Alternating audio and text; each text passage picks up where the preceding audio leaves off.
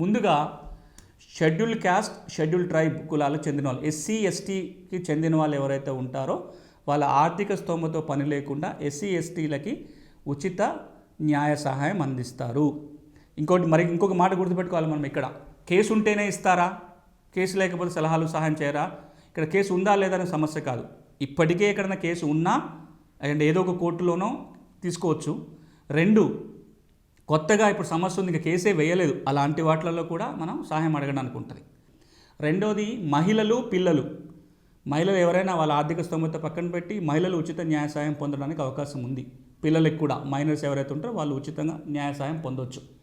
3వది victims of natural calamity లేదా disaster అంటారు. అంటే ప్రకృతి వైపరీత్యాల బాధితులు ఎవరైతే ఉంటారో వాళ్ళు కానీ, ఉమెన్ ట్రాఫికింగ్ దాంట్లో బాధితులు కానీ, వీళ్ళే ఏదైతే ఈ డిజాస్టర్ జరిగినప్పుడు కాంపెన్సేషన్ పొందాలన్నా ఇతరత్ర అప్పుడు కూడా ఉచిత న్యాయ సహాయం పొందవచ్చు. ఇది 3వ వర్గం.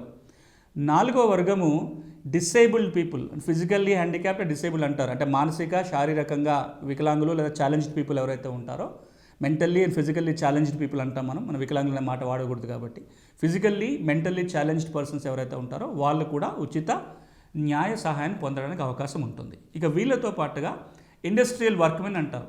ఫ్యాక్టరీస్లలో, ఇండస్ట్రీలో పనిచేసే ఎవరైతే వర్కర్స్ ఉంటారో వాళ్ళు కూడా ఉచితంగా న్యాయ సహాయం పొందవచ్చు. వీళ్ళతో పాటుగా ఇంకొక కేటగిరీ ఆర్థికంగా స్తోమత లేని వాళ్ళు, అంటే పేద కుటుంబాల వాళ్ళు. ఎవరి పేద కుటుంబాలు అంటే ప్రభుత్వం నిర్దేశించిన సంవత్సర ఆదాయం కంటే తక్కువ ఉన్న వాళ్ళు. ఈ సంవత్సర ఆదాయం ప్రస్తుతానికి ₹1,00,000 ఉందంటే సంవత్సర ఆదాయం ₹1,00,000 కంటే తక్కువ కనుక ఉంటే వాళ్ళు కూడా ఏ కులానికి చెందిన వాళ్ళైనా సరే ఆర్థికంగా సంవత్సర ఆదాయం ₹1,00,000 కంటే తక్కువ ఉంటే ఉచితంగా న్యాయ సహాయం పొందడానికి అవకాశం ఉంటుంది. ఇది ఎవరు పొందొచ్చు అనడానికి.